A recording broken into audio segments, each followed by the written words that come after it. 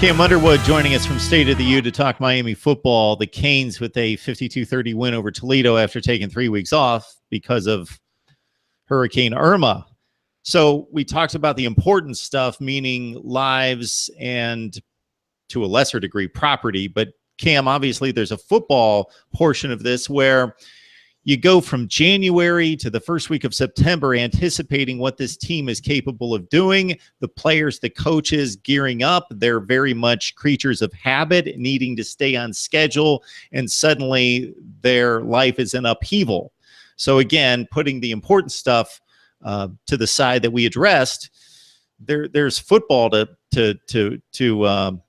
stay track in line with in regards to staying in shape, being sharp for the game, and all those things. And you've got kids that have to fly back home and are dispersed all over the place. How did Mark Richt and his staff keep some semblance of team unity and togetherness, in addition to, I'm sure, the administration and the athletic department trying to take care of the needs of the athletes themselves, but once they knew that was secure, trying to keep them in football shape?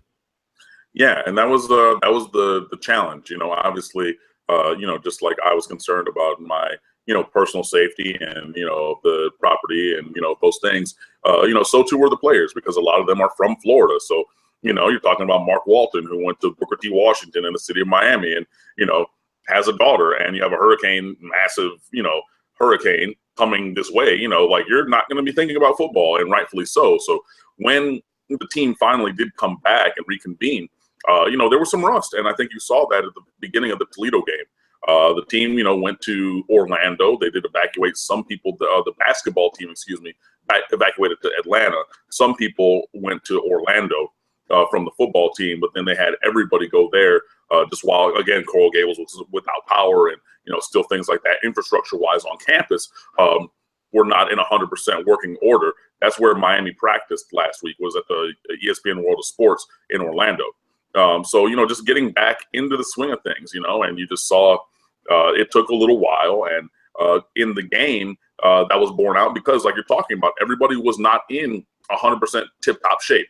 Now, they're still young athletes. They're collegiate people. You're talking 18 to 23. So they're not like super fat and out of shape like myself, but they're not in prime premium game shape. So there was a little bit more rotation on the field than you would normally see, maybe, especially on the defensive side of the ball, where they would play, they would go into that second string defense pretty much every drive, every other drive, just to keep the bodies fresh. So I think that was an interesting a note to see, because, you could just look on the field and say, okay, if that Shaq Quarterman, Zach McLeod, and Michael Pinckney are your starting linebackers, and they wear numbers 53, 55, and 56, and you look on linebacker and you're seeing 34, 35, and something else, right off the bat that the starters are not in there, and that's emblematic of that rotation.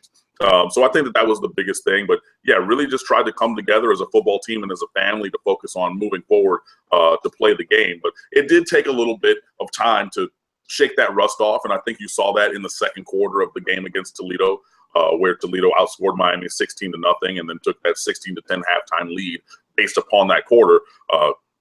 Things started really well for Miami, but then, a little rusty, a little holding penalty here, things a little out of sync there, maybe timing not being right on a couple pass patterns and things like that. So it was kind of, if you make a copy of a copy of a copy, it gets blurry around the edges, the text and the paper things. I think that was a lot of basically what we saw, but hopefully, now getting back into that routine, which is changed again because we have a Friday night game, like at the high school game, not a college game this week. But, getting back into a similar kind of routine, hopefully will give a foundation for this team to be able to have the positive elements of their performance and continue those moving forward.